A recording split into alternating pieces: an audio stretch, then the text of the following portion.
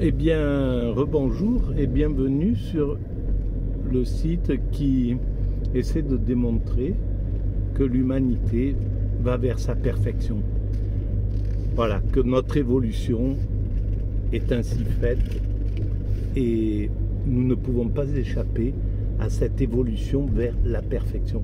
C'est notre destinée et pour l'instant on n'en est pas conscient, mais c'est notre mission à mon sens. C'est la mission des humains, des êtres humains, de l'humanité, de s'être détaché des autres primates, des lois de la nature, pour accomplir quelque chose. Déjà mettre en lumière le monde, c'est ce que nous faisons. Nous cherchons à comprendre qu'est-ce qu'il y a à l'origine de cet univers, qu'est-ce que c'est que cette matière, est-ce qu'il y a du divin, est-ce qu'il n'y a pas de divin, etc. Donc on a à résoudre nos énigmes, les énigmes de l'humanité, c'est ce que nous essayons de faire, et nous travaillons aussi à la maîtrise de notre comportement pour atteindre cet état de perfection. Cet état de perfection, c'est un état de fraternité absolue, de paix absolue, etc. Et je voulais juste faire une petite... éclairer une petite chose pour montrer que c'est très possible et que c'est juste une question de décision. Pour l'instant, l'humanité n'a pas encore compris n'a pas encore pris conscience de son sens.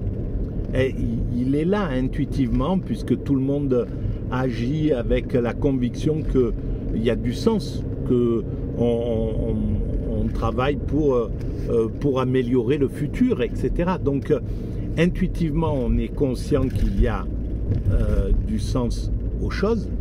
Sinon, on serait dans un état de juste jouissance du moment. Voilà, on ne se poserait pas de questions sur l'humanité, sur l'évolution de l'humanité. On ne travaillerait pas à l'améliorer, en somme. Donc, il y a cette chose-là. Et donc, intuitivement, on sait qu'on va vers cet état de perfection, mais pour l'instant, tant que l'humanité ne prend pas véritablement conscience de cela et le certifie, en somme, que la science certifie que nous, effectivement, nous évoluons vers un état d'ultime perfection. Voilà, à un certain moment, la science prendra conscience de ça. Et disons que elle démontrera la pertinence de cette évolution, à mon sens, comme elle l'a fait, par exemple, avec le darwinisme. Voilà, quand Darwin amène ses nouvelles idées, la société humaine, d'abord, l'humanité freine des quatre fers, et il faut quelques décennies, voire quelques siècles, pour que la société, les dominants prennent conscience de ça, et puis le normalisent et disent bon, c'est pas une idée en l'air, c'est une certitude. Voilà, nous déclinons des primates. Pareil avec les concepts de Galilée, par exemple. Il a fallu du temps pour que ça soit digéré, etc. Donc ça sera pareil avec ce concept, l'humanité va vers son ultime perfection, mais à un certain moment, l'humanité le prendra à son compte, les scientifiques se pencheront là-dessus et voilà, pourront affirmer que c'est une réalité. Voilà. Et donc, tant qu'on n'est pas arrivé à cette prise de conscience, ben, l'humanité, elle avance un peu comme ça, au hasard, avec des reculs, avec des moments où voilà, les hommes peuvent s'autodétruire, peuvent détruire. Les grandes valeurs se sont un peu étouffées depuis le néolibéralisme. Et d'ailleurs, je trouve que c'était très courageux. J'en ai juste entendu parler à la radio. j'ai pas vu la remise des prix au Palais des Festivals, mais la gagnante de la Palme d'Or a parlé de notre idéologie, de l'idéologie qui est à l'œuvre actuellement en France et puis dans le monde occidental, qui est le néolibéralisme. Et ce néolibéralisme, c'est autre chose que le libéralisme. Je combats depuis 20 ans là-dessus, contre ce néolibéralisme, et c'est vraiment autre chose. C'est un système qui n'a pas les valeurs du libéralisme.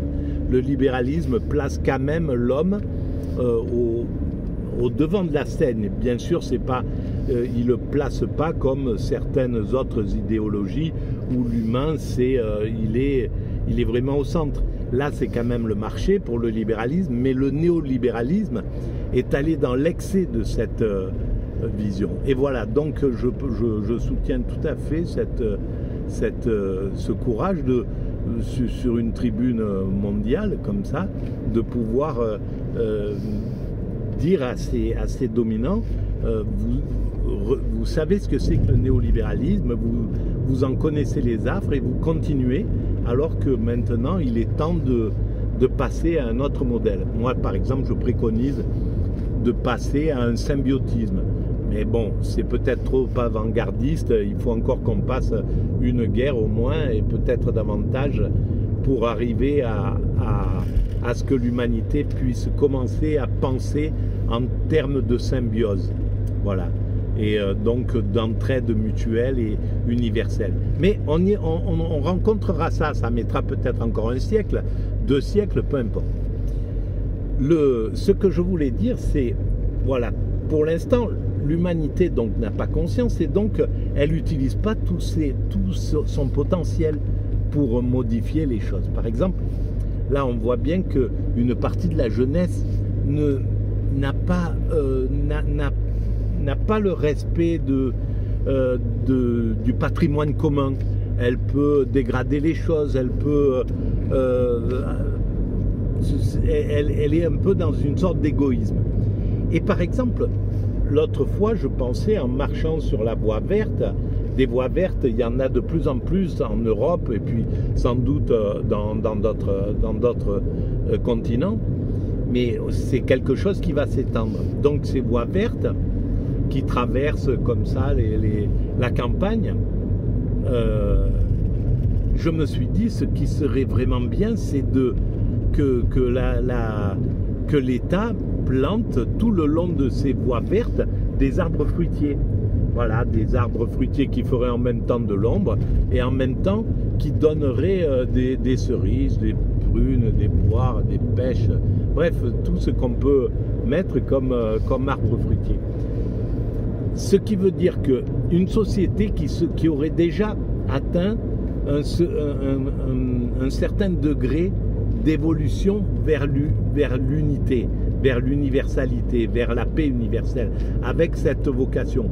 Elle mettrait dans les médias, voilà, nous allons faire, nous sommes en train de changer de cap, on a décidé, l'ensemble humain a décidé de travailler pour l'humanité, pour l'ensemble humain, donc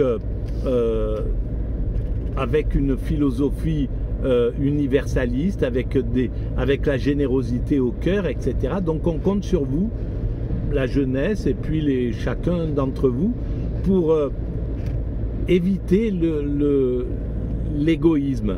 Voilà, pour éviter maintenant on est parti dans cette nouvelle voie, qui est une voie universelle, et on compte sur vous pour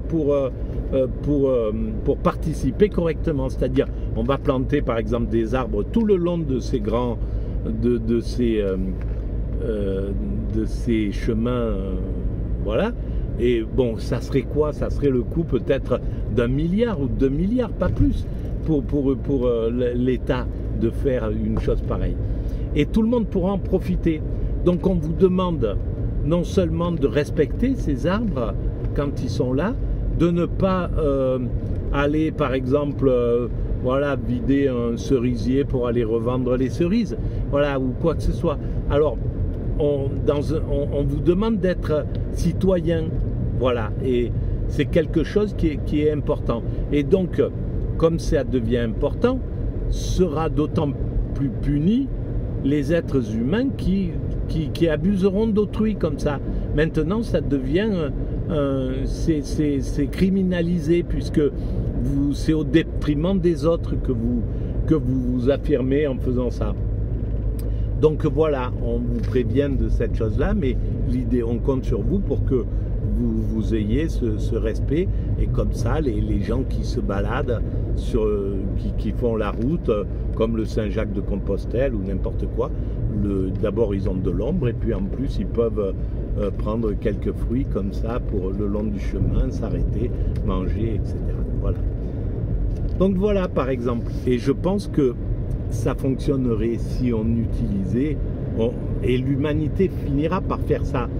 Les médias reviendront à l'acte citoyen. Ils seront là pour l'instant, ils sont privatisés parce que c'est un moment comme ça de l'humanité, mais le système les reprendra à leur compte pour éduquer, pour développer toutes les grandes idées, pour arriver à montrer, pour faire parler par exemple ceux qui maltraitent leur conjointe, etc., pour que ils puissent parler de leur expérience, ce que ça a gâché dans leur existence, le fait de se retrouver en prison, comment ils ont vécu ça, etc. Tout ça, ça peut être extrêmement pédagogique. Les États-Unis commencent à le faire un petit peu, ce genre de choses, mais avec brutalité, pas avec bienveillance en fait. C'est dommage. Ils montrent, voilà, il y a des gosses qui sont projetés dans des prisons, ils se font insulter pour leur faire peur, quoi, en somme. Mais c'est pas, voilà, on est brutal, quoi. Enfin, le monde occidental, il est vraiment brutal dans sa façon d'éduquer l'humanité. Voilà, mais je pense qu'on va vers cela. Je vous remercie de votre écoute. Si vous pensez que ça vaut le coup de diffuser un peu ces idées qui sont atypiques, hein, qui émanent d'un psychisme autiste Asperger, je pense. Et donc voilà, si vous pensez que ça a un intérêt, eh bien vous pouvez mettre des pouces, et puis vous pouvez vous abonner à la chaîne et puis en parler autour de vous. Merci.